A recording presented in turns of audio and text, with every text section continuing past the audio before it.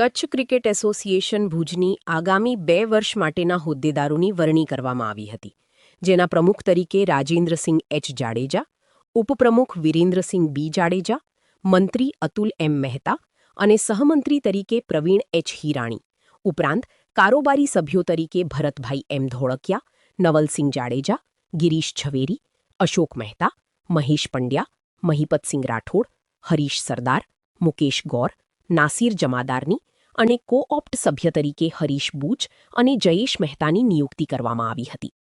જુદી જુદી ટુર્નામેન્ટ માટે સિલેક્ટર તરીકે નવલસિંહ જાડેજા, અશોક મહેતા, મહિપતસિંહ રાઠોડ, મહેશ પંડ્યા અને મુકેશ ગૌરની વરણી કરવામાં આવી છે.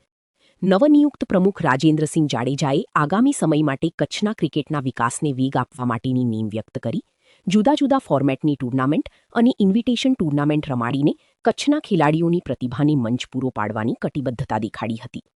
પૂર્વ પ્રમુખ એમ.એસ. રાજારામ અને બહાદુરસિંહ જાડેજાએ કચ્છમાં ક્રિકેટના વિકાસ માટે આપેલા યોગદાનની સરાહના કરી હતી.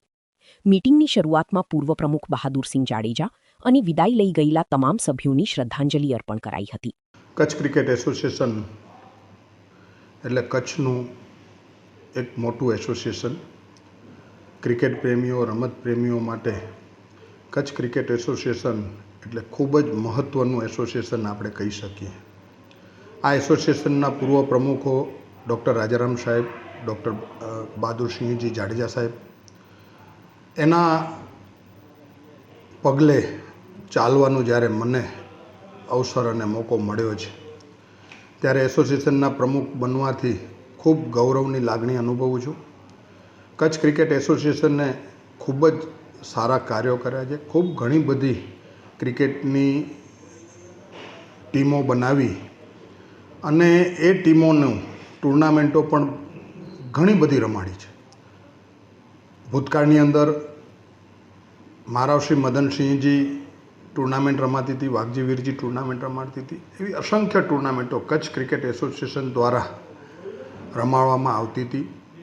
કચ્છના યુવાનો અને કચ્છના ક્રિકેટ પ્રેમીઓને હું આપના માધ્યમથી સંદેશ આપવા માગું છું કે ફરીથી Kutch cricket association under 14, under 16, under 19, under 23 અને ઓપન આવી રીતે 5 કેટેગરીઓમાં વહેંચી અને જેટલા કચ્છ ક્રિકેટ એસોસિએશનના અંદર આવેલા તાલુકાઓ છે અને એ બધાએ સમગ્ર તાલુકામાંથી ટીમો બનાવી અને એ ટીમોનું ટુર્નામેન્ટ રાખી અને એના પછી જ સિલેક્શન કરવામાં આવશે.